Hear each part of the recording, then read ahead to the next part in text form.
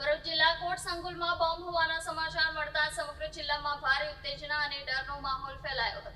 એક ન ફૂટેલા બોમ્બની શંકા જતા પોલીસ વિભાગ તાત્કાલિક કાર્યવાહીમાં આવ્યો અને સમગ્ર વિસ્તારને ઘેરી લીધો હતો। ભરૂચ કોર્ટમાં બોમ્બ હોવાની માહિતી મળતા જ સુરક્ષા એજન્સીઓમાં ખળભળાટ મચી ગયો હતો। વરિષ્ઠ જિલ્લા પોલીસ અધિકારીઓ સહિતનો મોટો કાફલો તાત્કાલિક ઘટના સ્થળે દોડી આવ્યો હતો। પરિસ્થિતિની ગંભીરતાને ધ્યાનમાં રાખી બોમ્બ ડિસ્પોઝલ સ્ક્વોડ અને ડોગ સ્ક્વોડને પણ તરત જ બોલાવવામાં આવ્યા હતા। કોર્ટ પરિસરમાં પ્રવેશ નિયંત્રિત કરી સુરક્ષા એજન્સીઓએ દરેક ખૂણાની સઘન તપાસ શરૂ કરી હતી। આ ઘટનાને લઈ કોર્ટ પરિસરમાં હાજર વકીલો અને નાગરિકોમાં થોડી ક્ષણો માટે ભય અને ચિંતા ફેલાઈ ગઈ હતી, પરંતુ લાંબી તપાસ અને પોલીસની સતર્ક કામગીરી બાદ ખુલાસો થયો છે કે આ કોઈ વાસ્તવિક ધમકી ન હતી, પરંતુ કટોકટીની પરિસ્થિતિઓનો સામનો કરવા માટે પોલીસ વિભાગ દ્વારા આયોજિત મોક ડ્રીલ હતી। મોક ડ્રીલ પૂર્ણ થયા પછી કોર્ટ સંકુલમાં હાજર લોકોએ રાહતનો શ્વાસ લીધો હતો। પોલીસ અધિકારીઓએ જણાવ્યું કે આવી ડ્રીલનો મુખ્ય હેતુ સુરક્ષા એજન્સીઓને તૈયારી, સંકલન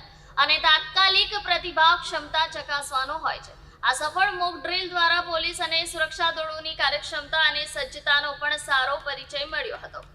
કેટલીક વખતે કોઈ સરકારી બિલ્ડિંગોને ઉડાવી દેવા માટે ઈમેલથી કે ટેલિફોનિક દ્વારા વિસ્ફોટક પદાર્થથી ઉડાવી દેવાની નનામી ધમકીઓ મળતી હોય છે।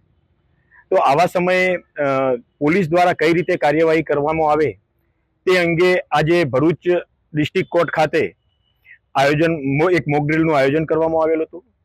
આ મોક ડ્રીલમાં ભરૂચ જિલ્લા પોલીસની ભરૂચ શહેર એ ડિવિઝનની પોલીસ ટીમ, ભરૂચ જિલ્લા એસઓજી પોલીસ ટીમ અને ભરૂચ જિલ્લાની બીડીએસની ટીમ દ્વારા ભાગ લેવામાં આવેલો હતો। અને સાથે સાથે બીજી જે એજન્સીઓ છે, જે આવો કંઈ બનાવ બને તો તાત્કાલિક કઈ રીતે સરકારી દવાખાનાની કે ફાયર બ્રિગેડની મદદ પણ કઈ રીતે લઈ શકાય, એના માટે ફાયર બ્રિગેડની ટીમને અને ડોક્ટરી સેવાને પણ સામેલ કરવામાં આવેલ હતી।